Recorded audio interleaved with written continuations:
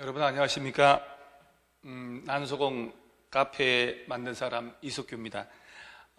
오늘 구회 문제는 전범인데 전범위를 한다고 하니까 놀라고 그러는데 그 말이 안 되는 게 여러분요. 우리가 우리 지금 합격단 문제가 건축법에서 시작해서 한 바퀴 돌았어요. 다 한 바퀴 돌고 그 다음에 이제 학원별로 진도가 좀 안 맞아서 맞추려고 지금 국토법이 다 끝났으니까 전 분야를 한번 하는 거예요.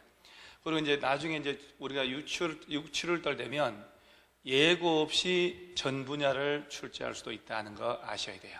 그래서 이런 식으로 멘탈을 좀 강하게 해야 된다. 그리고 오늘 문제는 전체를 출제를 했습니다. 딱 비례해서 20문제, 농지법도 한 문제 언급을 했고요. 그래서 점수가 이번 문제는 반타작만 해도 잘한다 생각하시면 돼요. 우리가 벌써 150일밖에 안 남았는데 최선을 다해야 된다는 것. 1번 문제가 도시군 기본계획. 이 도시군 기본계획 옳은 것은 한번 볼까요? 시장 운수가 관할구역에 대해서만 틀렸죠. 도시군 기본계획은 특별시, 광역시 등등 시군에서 짜는데 관할구역의 전부를 대상으로 하거나 일부만을 타관할을 포함해서도 짤 수 있다는 것 꼭 기억을 하시고, 기본계획 내용하고 광역도시계획 내용이 다르면 국토교통부에 정하는 게 아니고 광역도시계획이 우선합니다. 자, 참고로 이번 전체 문제는 최근에 나온 기출문제 위주로 던져놨어요. 그래서 일단은 기출문제부터 빨리 해결하셔야 돼요. 그래서 우리 핵심 요약지 펼쳐놓고 기출문제를 같이 펼쳐서 진도를 같이 반복을 하셔야 돼요. 이것도 나온 문제죠. 이게 28인가 나온 문제일 거예요.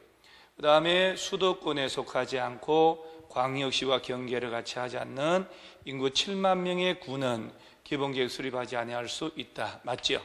그래서 기본계획은 특별시, 광역시, 특별자치시, 특별자치도, 시장 군수가 수립을 해야 되는데 의무적으로 수도권에 속하지 않고 광역시와도 경계를 같이 하지 않는 인구 10만 이하의 시군은 안 짜도 돼요. 이 세 가지 요건을 다 갖춰야 된다는 거 아셔야 돼요.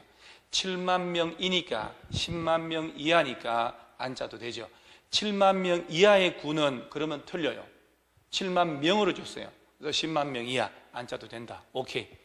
그 다음에 기본계획 변경할 때 공청회를 개최하지 않을 수 있다. 도시군 기본계획 수립하고 변경할 때 똑같은 절차를 거치는데 이때 주민 전문가 의견 들을 때 공청회를 열어야 된다. 자, 다시 한번 도시군 기본계획이나 광역도시계획 짤 때는 공청회 생략하는 절차 생략 없습니다. 꼭 객관식 풀 때 명심하셔야 돼요. 공청회 생략은 없다는 것. 광역시장이 기본계획 짰다. 국토교통부 장관 승인받아야 한다. 자, 이때 우리 주의할 점은 3특 1광이라 해서 특별시, 광역시, 세종시, 제주도 요 네 사람이 짰을 때는 장관에게 승인받는 게 아니다. 꼭 기억을 하셔야 돼요. 그래서 특별시, 광역시장은 기본계획 짰을 때 국토교통부 승인을 안 받는다. 그래서 틀렸죠. 일반 시장 운수가 짰다. 도지사 승인 받는다는 거.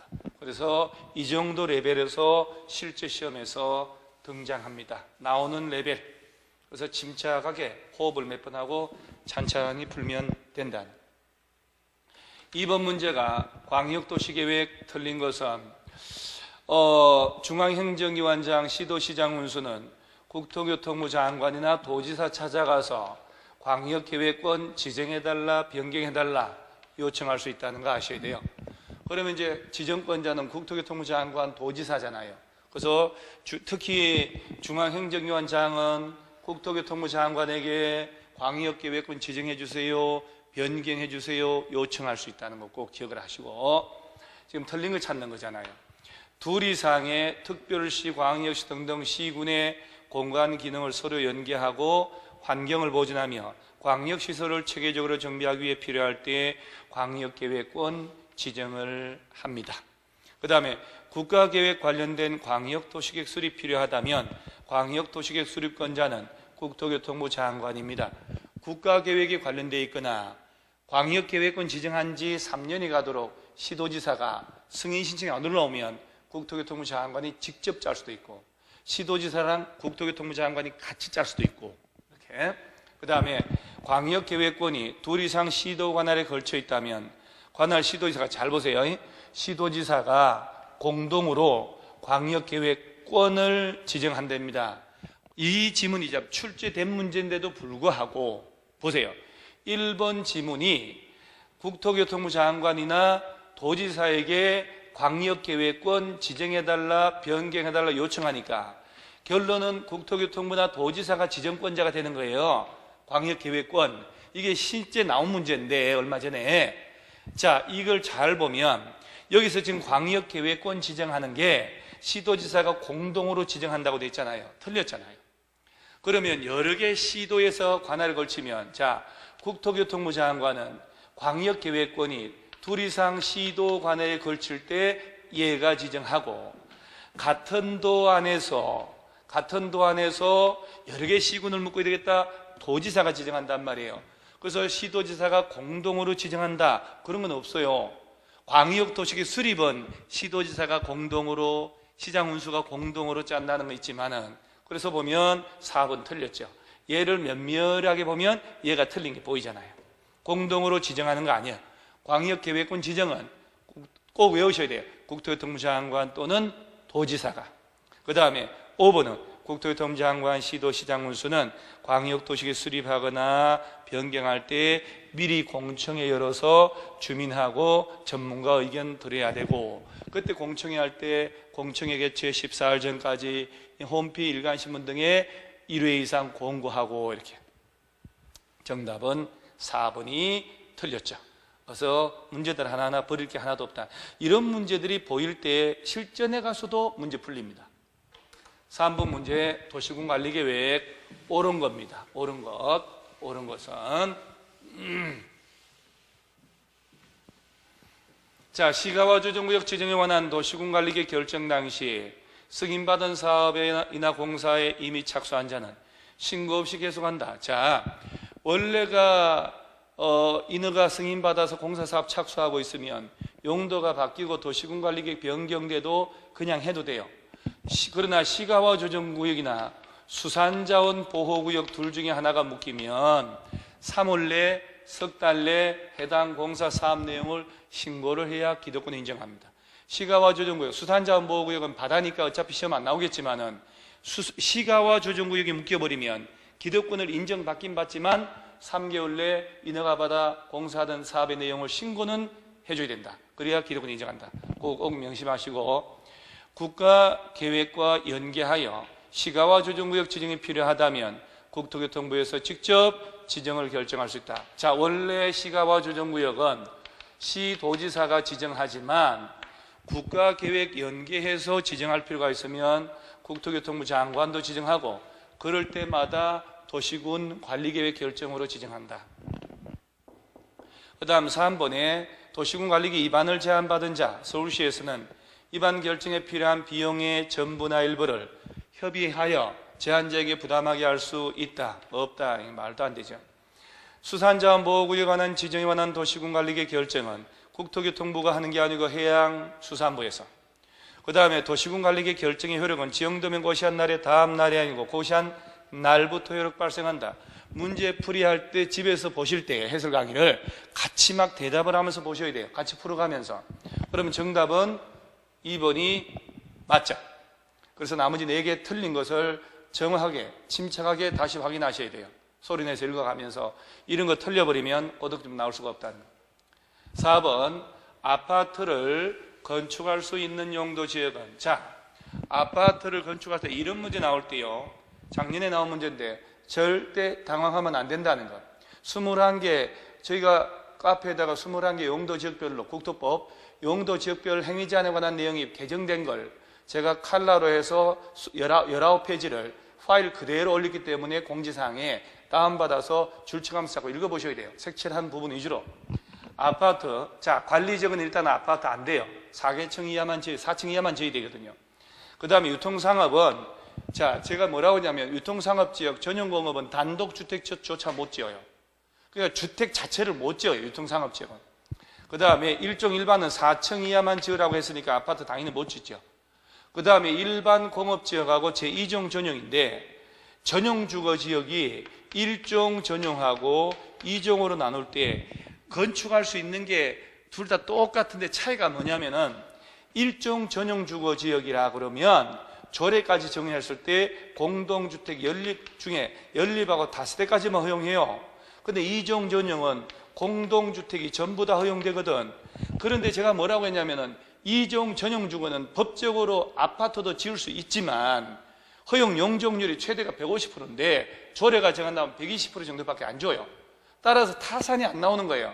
아파트를 지을 수도 있지만 법적으로는, 또 전용주거에서는 모든 건물 지을 때 전국 방향으로 인접대지 경계로부터 1.5m 높이 2분 이상 뛰어야 되기 때문에 현실적으로는 안 짓는다.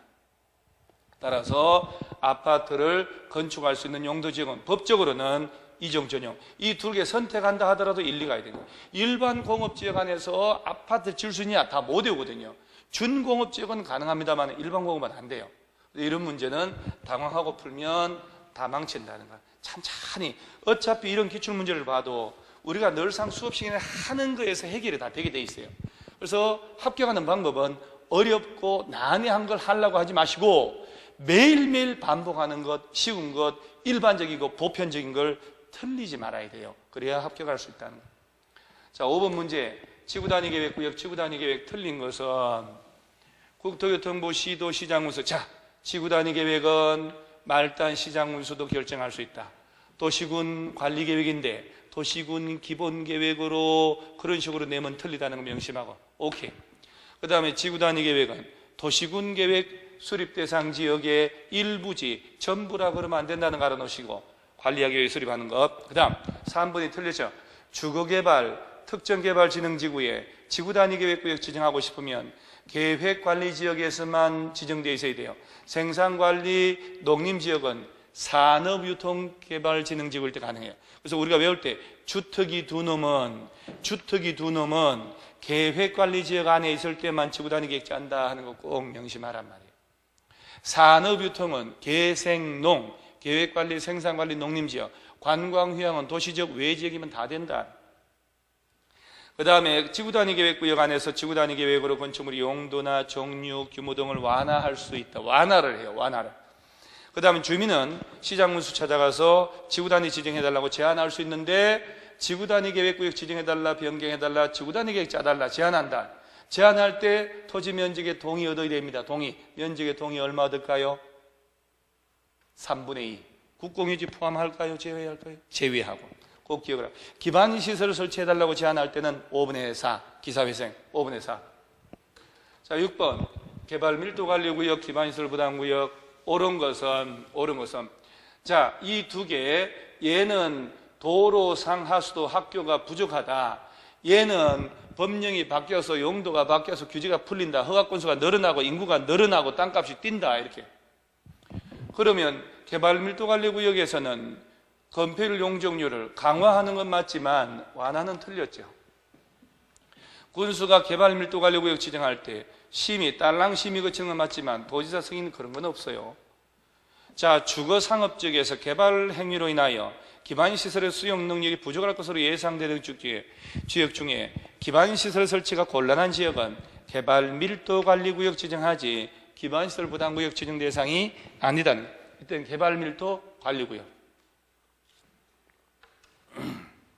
그 다음에 시장은 기반시설 부담구역 지정하면 기반시설 설치계획 수립해야 되고 도시군 관리계획 짤 때 반영해야 되고, 단 지구단위 계획이 짜졌으면 기반시설 설치계획 짠 것으로 본다라고 지문 나오면 그것도 맞단 말이에요.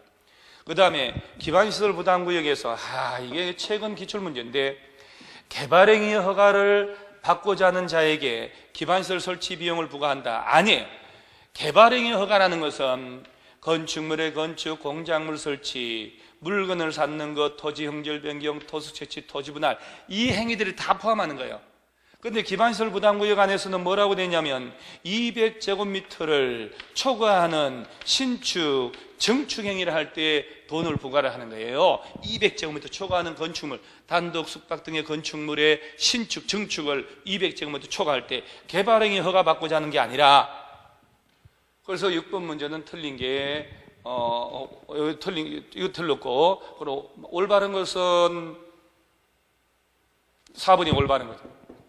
그래서 기반시설 부담구역 안에는 설치계획 짜고 도시군관리계획 짤 때 반영하고 지구단위계획 짜줬으면 기반시설 설치계획 짠 것으로 보고, 그래서 1번은 완화가 틀렸고 도지사 승인받을 필요 없고, 그 다음에 요 주거상업지역의 시설이 부족하다는 개발 밀도관리구역 때 기반시설이 아니고, 요거는 개발행위가 아니고 200초과는 신축 증축할 때 돈 내고, 4번이 올바른.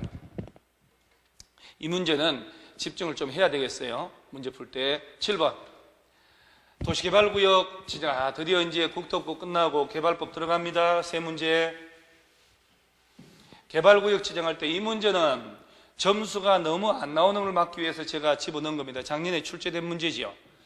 개발구역 지정할 때 주거상업지역은 1만, 공업지역은 3만, 자연녹지 1만, 생산녹지 1만. 그러면 정답이 1, 3, 1, 1. 그럼 정답 2번. 도시 외 지역은 30만 이상으로 지정한다는 것. 취계지, 취락지구, 개발진흥지구, 지구단위계획구역은 면적 관계 없이 지정한다는 것. 8번 도시개발조합. 틀린 것은 우리 도시개발조합 만들 때 7명 이상이 정관을 만들어서 토지 면적의 3분의 2 총수 2분의 1 동의 얻어야 돼요. 이때 면적의 3분의 2 총수 2분의 1 동의 얻을 때 국공유지를 포함해서 그리고 지정권자한테 설립인가 받고. 자, 그러면 틀린 건데 뭐 환지 방식으로 하고 뭐 금방 다 얘기를 했단 말이에요. 조합이 작성한 정관에는 면적에 관한 내용이 포함되는 것을 뭐 정관 안 해도 이건 잘 몰라도 딴 게 틀렸으니까. 자, 조합 설립인가 신청하려면 국공유지를 제외한이라고 하면 안 돼요. 포함해요. 그래서 여러분요, 예전 기출문제 보면 개발구역 안에 토지 소유 현황이 김모시, 이모시, 박모시 뚜루뚜루 해놓고 쫙 해놓고 국토교통부 땅, 서울시 땅이 있다. 그러면 전체 면적이 2만 제곱미터인데, 자, 그러면 최소 몇 명이냐 할 때 전체 면적 구할 때 국가나 지자체 땅을 포함해서 3분의 2라는 거 아셔야 돼요. 그래서 도시개발 조합 만들 때는 국공유지 포함한다는 거 아셔야 돼요. 그리고 최소한 동의 몇 명 받냐 할 때 면적 큰 사유지부터 먼저 받고, 혹시 모자라면 국공유지 관리청의 동의를 받습니다. 그래서 얘가 틀렸다. 자, 10번 문제. 원형지 개발. 우리가 수용 방식으로 할 때 개발을 최소화시켜서 그야말로 원상태 그대로 그 최소한 개발을 해서 기반시설만 갖춰서 주는 게 원형지다. 원형지 나오면 못 외우니까 머리에 원형 탈모 전체 3분의 1 범위 안에서 원형지를 공급하는데, 국가나 지자체 공공기관 등에다가 줄 때는 수의계약으로, 원형지를 줄 때 공장 짓고 학교 지을 때는 경쟁 붙인다. 2회 이상 유찰되면 수의계약으로 들어간다.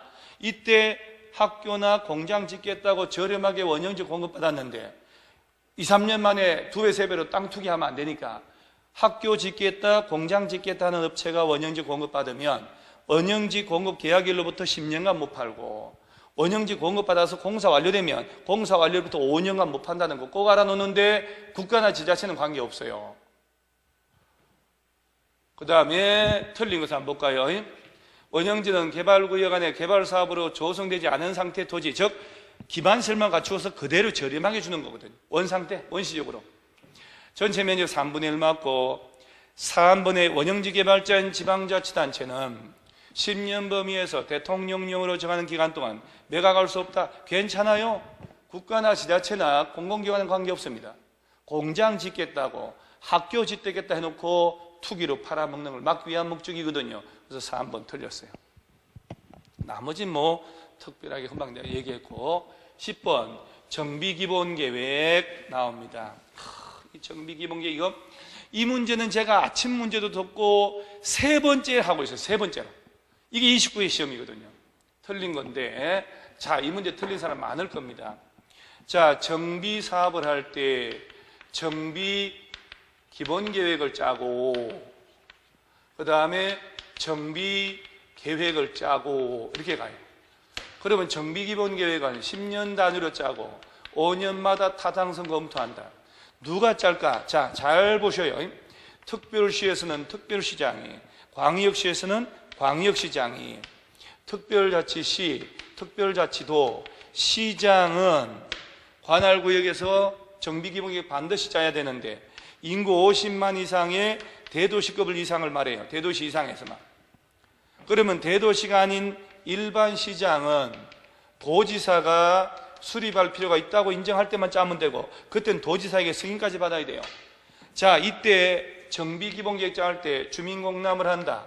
주민공람 14일 이상 공람하고 이걸 짰으면 국토교통부 장관 찾아가서 보고한다는 거 알아놓고 이것들의 기준은 전부 국토교통부 장관 정한다. 그러면 자 10년 단위로 짜는데 짜놓고 이 사람들이 짰는데 5년 뒤에 손을 봐야 된다. 그러면 이 사람들이 손을 봐야 되는 거예요. 지금 얘들 쭉 나오는데 봐봐요. 틀린 거다 말이에요. 2번에 국토교통부 장관은 정비기본계획에 대해서 5년마다 타당성 여부를 검토한 국토교통부 장관이 왜 타당성 검토를 합니까? 몇 번 설명했어요. 정비기본계획 수립하는 자가 얘네들인데 얘네들이 짰으니 얘네들이 5년마다 타당한지 검토를 하는 거예요. 국토교통부에 보고한다 그럼 몰라도 국토교통부 장관이 뭐 들라고 타당성 검토를 합니까? 그래서 이 문제는 어려워서 틀리는 게 아니라 화들짝 긴장을 한단 말이에요. 이거 너무 어려운 것 같다, 복잡하다 생각을 해버리니까 답은 어마무시하게 쉽단 말이에요. 나머지는 뭐 뻔한 얘기들이고. 자, 11번 재개발, 지금 이 문제도 예전 기출문제인데 재개발 사업하기 위한 조합을 설립한다. 자, 토지 등의 소유자 수 한번 보자 이 말이에요. 자, 한 사람이 여러 필지 땅 건물 가져도 하나, 하나의 집을 여러 사람이 가져도 하나, 토지 소유자와 공작물 등 소유하기 위한 지상권자가 토지 소유자, 지상권자가 따로 있어. 그러면 합이 하나라는 걸 아셔야 돼요. 그럼 이 기출문제의 답이 어떻게 되냐? A, B, C 세 사람이 공유한 한 필지 토지에 하나의 주택을 단독으로 D가 가지고 있다. 주택과 땅 소유자가 다르면 따로 따라가거든. 그러면 이 땅은 A, B, C가 같이 가지고 있으니까 합이 하나, 위에 D라는 사람이 건물 주택 하나 가지고 있다. 하나, 세 필지의 나대지를 단독으로 E가 가지고 있다. E가 세 필지 가지고 E도 하나, 한 필지의 나대지를 단독으로 F가 가지고 있는 그 위에 지상권자가 있다. 합쳐서 하나, 그러면 하나, 둘, 셋, 넷, 네 명이 되는 거예요. 자, 여기서 명심할 점은 토지 소유자와 지상권자가 토지 소유자 위에 지상권자가 있으면 각각으로 보는 게 아니고 합쳐서 하나로 본다는 거 꼭 명심하시기 바랍니다. 토지 소유자와 건축물 소유자, 건축물, 주택 소유자 따르면 따로따로 갑니다. 12번 관리처분계획 옳은 것.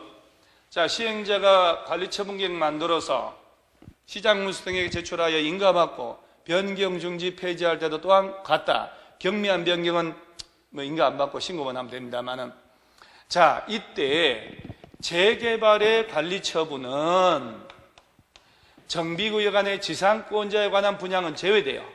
자, 여러분 명심하셔야 돼요. 토지 등의 소유자이냐 아니냐 그 개념이 아니에요. 분양 대상으로서 들어가는 거예요. 그래서 관리처분 기준 정할 때 꼭 명심할 점, 재개발 사업의 관리처분은 정비구역 안에 지상권자에 관한 분양은 제외됩니다. 꼭 기억을 하시라는 것. 1번, 2번은 자주 나옵니다. 또 2번, 재건축 사업을 할 때 관리처분 기준은 조합은 전원 동의 받으면 정비법에 정한 기준과 달리 정할 수도 있습니다. 재건축은 전원 동의 받으면 전원 동의 받은 대로 따로 할 수도 있다. 3번이 맞네요. 원래 철거는, 기존 건축물 철거는 관리처분 인가가 떨어지고 철거할 수 있지만 사업 시행자는 폐공과 빈집 폐가, 빈집의 밀집으로 범죄 발생의 우려가 있는 경우 기존 건축물 소유자 동의를 받고, 꼭 기억하셔야 돼요. 시장문수 등의 허가를 받아가지고 미리 철거할 수도 있습니다. 미리 철거할 수 있습니다. 4번, 관리처분 인가 고시가 있을 때에는 정전토지 임차권자는 이제 철거 들어가지 않습니까? 사업시행자 동의를 받더라도 소유권 이전 고시가 있는 날까지 종전 토지 사용할 수 없다. 자, 관리처분 인가 떨어지면 소유권 이전 고시가 있는 날까지 종전 토지 소유자 기타 권리자는 사용 수익 못합니다. 처분은 관계없어요. 사업시행자 동의 얻으면 사용 수익할 수 있습니다. 그 다음에 시장문수 등은 사업시행자의 관리처분 인가 신청했으면 30일 내에 인가 여부를 결정하여 통지해 줍니다. 30일 내. 자, 전체 분량 나오니까 막 정비법, 도시개발법 기억이 안 나는 수가 있어요. 침착하게 집중을 해서 푸는 거예요. 그리고 반드시 교과서 펼쳐서 다시 한번 복습하셔야 돼요. 13번. 건축법이야 건자에 했기 때문에 건축법 모두 적용되지 않는 건축물이 아닌 것은 말이 어려워요. 실제 시험 나온 거예요. 문화재 철도 박스 2개, 하천구역 내 수문 조작실, 건축법 적용 안 한다. 지정된 문화재 철도 궤도 선로 부지 안에 있는 운전 보안 시설 플랫폼, 급유, 급수, 급탄 설비, 고속도로 통행료 징수시설, 컨테이너 이용한 간이 창고, 하천구역 내 수문 조작실, 이것들은 건축법 적용하지 않는다. 그게 아닌 거 찾아봐라. 지역자치센터, 동사무소, 일정 건생, 1000 미만. 정답은 4번. 그래서 쉬운 문제 있으니까 반타작은 할 수 있다는 거. 14번. 용도 변경. 옳은 것은 이 문제 여러분요. 건축물의 용도를 변경할 때 보세요. 허가권자한테 가야 돼요. 용도 변경. 이 부분이 케이스 낼 때 정말 헷갈리는데 허가권자가 특별자치시, 특별자치도 빼면 시장, 군수, 구청장이에요. 자, 얘들 빼고 특별시, 광역시에서는 구청장이에요. 특별시나 광역시에 소재하는 건축물이다. 특별시, 광역시장한테 용도 변경 허가 신고한다. 아니, 해당 구청장에게 간다라고 해야 돼요. 옳은 거네요. 영업시설군에서 문화집회시설군으로 갈 때 허가받으라. 용도 변경할 때 자, 산, 전, 문, 영, 교, 건, 주, 그 밖에 이렇게. 자, 영업시설군, 문화집회, 위로 간다. 위로. 허가받아라. 오케이. 교육복지가 전기통신 저 밑에서 올라가네. 허가죠, 허가. 신고가 아니고. 같은 시설군 안에서 변경할 때는 신고하는 게 아니고 건축물 대장에 기재 내용에 변경 신청을 하는 거예요. 그 다음에 용도 변경하는 부분의 바닥 면적 합계가 100제곱미터 이상의 용도 변경은 사용 승인에 관한 규정을 준용하고, 특히 허가 대상 용도 변경인데 500제곱미터 이상의 용도 변경은 건축사에 의한 설계에 관한 규정을 준용한다는 것. 그래서 이것도 승인받을 필요 없다. 틀렸죠. 자, 반드시 용도 변경 주의할 점은 이 9개 시설군하고 물이 분류하는 것은 나중에 9월달 다 해요. 그런데 누구 찾아가서 허가 신고받냐 할 때 특별시, 광역시 안에서는 특별시, 광역시에 가는 게 아니에요. 그래서 실제 시험에서 A 광역시 B구에서 이렇게 나가요. 그럼 용도 변경할 때 허가 받으라, 신고하라. 그럼 학생들은 허가냐 신고냐만 포인트를 두기 때문에 누구한테 가야 되는가를 신경을 안 써버린다니까요. 이때는 광역시에 가는 게 아니고 구청장한테 가야 맞다는 거예요.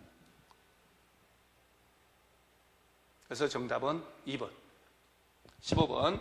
건축허가. 틀린 것은 21층 이상 건축물 등 용도, 시행령으로 정하는 용도 21층 10만 이상이죠. 광역시에 지을 때 광역시장 허가 받는다. 맞죠? 자, 원래 허가권자는 원칙으로 세종시, 제주도 빼면 시군구, 예외적으로 특별시하고 광역시 안에서 21층 이상 연면적 합계 10만 이상을 지을 때는 구청에 가는 게 아니고 특별시장, 광역시장한테 가야 됩니다. 그래서 1번 질문 맞죠? 시장 운수는 즉 특별시, 광역시 외의, 특별시, 광역시 외의 시군에서는 21층 이상 연면적 합계 10만 이상을 허가할 때 미리 도지사 승인받는 게 맞습니다. 그 다음에 건축허가나 착공을 제한할 때 제한기간 2년, 1회 플러스 1년 제한할 수 있어요. 2회가 아니고 1회. 답은 되게 쉬운 문제다. 자, 건축허가 받고 2년 내 공사 착수해야 됩니다. 2년이 가도록 착수 안 하면 건축허가를 취소하여야 한다. 자, 2년 내 착수해야 되는데 착수기간 봐달라고 연장할 수도 있어요. 연장 1년. 그러면 건축허가 받고 2년 플러스 1년. 건축 신고 대상은 1년 플러스 1년. 자, 신고 대상. 틀린 것은 좀 어려운 문제죠.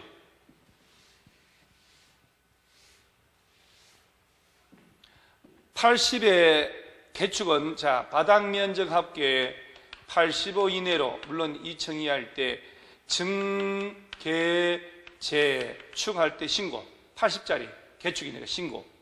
그 다음에 관리지역, 농림지역, 자연환경보존지역에서 연면적이 200제곱미터 미만이고 층수가 3층 미만인 건축물 지을 때 신고. 단 지구단위 계획구역 지정되어 버리면 허가받아야 돼요. 또 200 미만이고 3층 미만인 건축물에 대한 대수선 신고. 이 얘기가 바로 이 얘기예요. 200 미만이고 3층 미만인 건축물에 대한 대수선은 신고하면 돼요. 그 다음에 이 3번 지문은 그 다음에 단순 수선도 마찬가지 신고인데 연면적 합계 100제곱미터 이하 건축물의 건축은 신고한다고 되거든요. 연면적 합계가 100제곱미터인 건축물 새로 짓는다. 이 건축이니까 신고 대상 맞아요. 그 다음에 높이 3m 이하 증축할 때 신고인데 얘는 6m라고 되어 있잖아요. 이게 틀렸죠. 허가받아야죠. 그 다음에 공장은 공업지역 안에 2층 이하인 건축물로서 연면적 합계 연면적 500제곱미터 이하인 공장 지을 때 신고하면 됩니다. 신고. 그래서 답은 4번 답은 쉽지 않습니까? 17번 도시형생활주택. 틀린 것은 도시형생활주택은 뭐 특별할 게 없는데 도시형생활주택은 300세대 미만으로 지어야 되고 도시지역에 지는 국민주택 규모에 해당하는 원룸형 주택, 단지형 연립, 단지형 다세대 주택을 말한다 이렇게 됐단 말이에요. 그러니까 도시형 생활주택 쭉 나올 때 85인 아파트는 도시형 생활주택에 해당하지 않는다. 맞는 말이에요. 왜냐하면 연립주택이나 다세대로 짓는 연립 다세대 아파트 아니잖아요. 그리고 원룸형으로 지을 때 50 넘어가면 안 되는데 원룸형 주택이 이게 대장 등기부 띄워볼 때 원룸형 주택이 용도가 뭐겠냔 말이에요. 건축법상 5계층 이상으로 지으면 아파트예요. 4계층 이하인데 바닥 면적 합계가 610 초과하면 연립으로 대장을 만들어요. 이하면 다세대로 만들고. 그러니까 원룸형 주택이 아파트로 대장을 만들어진다 하더라도 50 넘어가면 안 되는데 85짜리로 지으니까 도시형 생활주택이 될 수 없지요. 그 다음에 준주거 지역에서는 도시형 생활주택인 원룸형 주택하고 아니 일반 주택 한 세대는 하나의 건축물 지을 수 없다. 왜 없어 있지요? 준주거 상업지역 가능한데요. 용도가 준주거 상업 아니어도 원룸형 주택하고 85 초과하는 그 밖의 주택 한 세대를 같이 짓는 것도 허용하지 않습니까? 그래서 5번 틀렸죠. 18번 지역주택 조합의 조합은. 자, 이게 지금 지난주에 내가 모의고사 해설 강의할 때 진짜 억장에 묻어진 게 참 이게 수험생 여러분들 좀 안타까운 게 지역하고 직장 주택 조합을 만드는 이유는 조합은 되는 이유는 내 집을 마련하려고 하는 거예요. 집이 없으니까 있더라도 85밖에 없으니까. 그러면 지역이나 직장 주택 조합에 조합은 된다는 얘기는 내 집 마련하려고 하는 건데 집을 지어야 된단 말이에요. 건설을 해야 돼요. 근데 조합 설립 인가 신청할 때 내는 서류 중에 왜 15년 경과됐다는 걸 입증하는 서류가 들어가냐 말이에요. 왜 구분 소유자 동의받는 게 들어가냐고. 그것들은 리모델링 주택 조합 만들 때 필요한 거거든요. 그러니까 지역이나 직장 주택 조합 만들 때 내는 서류 아닌 거 찾아봐라. 그러면 당연히 구분 소유자 동의받는 것 아니면 뭐 15년 경과된 서류 이런 것들이란 말이에요. 이 지역 직장에서는 특히 95% 이상 땅의 사용권 확보했다는 서류는 들어가야 돼요. 그걸 리모델은 또 그게 필요 없죠. 지어진 집이니까. 그래서 지역주택조합 틀린 것은 뭐 특별한 건 없어요. 특별한 건 없는데 4번을 보면 조합 설립 인가 후에 조합원으로 추가 모집되는 자가 조합원 자격 요건을 갖췄는지 판단할 때는 추가 모집 공고 일은 없죠. 조합 설립 인가 신청일 기준으로 해야 된다는 거. 조합 설립 인가 신청일. 그 다음에 5번도 조합원 추가 모집에 따른 주택조합의 변경인가 신청은 사업계획 승인 신청일까지 해야 됩니다. 사업계획 승인 신청일까지 하자. 조합 설립 인가 신청일 기준으로 조합원 자격 된다 안 된다. 그 포인트를 수업할 때 동그라미 다 쳐주고 한 것들을 꼭 소리내서 읽어야 돼요. 그래서 시험 문제 풀 때 이렇게 실수하지 말아야 된다. 4번 틀렸죠. 자, 투기과열지구. 자, 여러분 투기과열지구 지정됐다. 투기과열지구는 국토교통부 장관 또는 시도지사가 지정하죠. 지정했을 때 전매 제한, 그 입주자로 선정된 날부터 언제까지 전매가 안 될까요? 언제까지? 5년간 잔금 치르고 내 명의로 이전 등기 마칠 때까지 전매를 못한다. 분양권인 상태를 전매를 못하는 거예요. 그럼 투기과열지구 지정할 때 기준, 이게 작년, 재작년 나온 거. 이 주택 공급이 있는 직전 2개월간 해당 지역에서 공급된 주택의 청약 경쟁률. 자, 국민주택 규모 이하 코딱지가 10대 1이면 일반은 5대 1. 이것만 잘 알아도 둘 중에 하나가 답이잖아요. 10대 1, 10대 1 나온 적은 없어요. 그러면 이 문제 풀 때 기억만 2개월만 기억하더라도 답은 무조건 1번이 답이 나왔잖아요. 우리가 주택법에서 어디라도 10대 1, 10대 1 두 개 다 있었던 거 없었거든요. 분양가 상한제 적용적 지정할 때도 5대 1, 코딱지 10대 1, 투기과열지구 똑같잖아요. 그 다음에 주택의 분양가격이 직전으로 30% 이상 감소됐으니까 당연히 집값이 나중에 앙등을 한단 말이에요. 정답은 1번이 되는 거예요. 이런 거 놓치시면 안 됩니다. 그래서 연습을 자꾸 하셔야 돼요. 해설 강의 듣고 책을 또 보고 합격하겠다는 의지가 있어야 돼요. 그래 고달프지 않다는 거. 20번 농지. 농지를 하도 안 해서 농지 맛보려고 넣은 거예요. 틀린 것은 이게 재작년도인가 기출문제인데 실제로 농작물 경작지로 이용되는 토지더라도 법적 지목이 과수원이면 농지에 해당하지 않는다? 아니요. 농지란 자, 딱 가서 전 또는 답 또는 과수원으로 되어 있으면 당연히 농지입니다. 지목이 전답 과수원이 아니어도 농작물 경작, 단생식물 경작지로 재배하고 있으면 농지예요. 단 지목이 전답 과수원이 아닌데 2년 이하로 일시적으로 경작을 하면 농지가 아닙니다. 3년 이상은 경작해야 지목이 전답 과수원이 아닌데 농지 취급받으려면 3년 이상은 해야 된다. 3년 미만으로 경작할 때는 농지로 보지 않습니다. 자, 여기까지가 20문제, 농지법까지. 그럼 여기 나온 비율에 맞춰서 여기서 그 나온 만큼 더 내면 40문제가 되는 거예요. 40문제. 그러니까 한 두 바퀴 딱 한 두 달 돌면 전 분야를 한번 딱 내고, 그러면 이제 또 다시 한 바퀴 딱 한 8주 지나고 난 다음에 전 분야를 또 내지 않은 걸 또 한번 내보고, 그러면 공법은 점점점 단련이 돼 간다는 거 아셔야 됩니다. 그래서 제가 얼마 전에 책 보다가 정말 좋은 문장을 봤는데 여러분들 보세요. 눈과 비는 구름에서 나오고 번개 치면 반드시 천둥이 오고 센 바람이 일어나면 파도 거세지고 바람이 없으면 잠잠한다. 아무 짓도 안 하고 내가 자기정 따야지 말로만 하면 끝끝내 늙어 죽어버려요.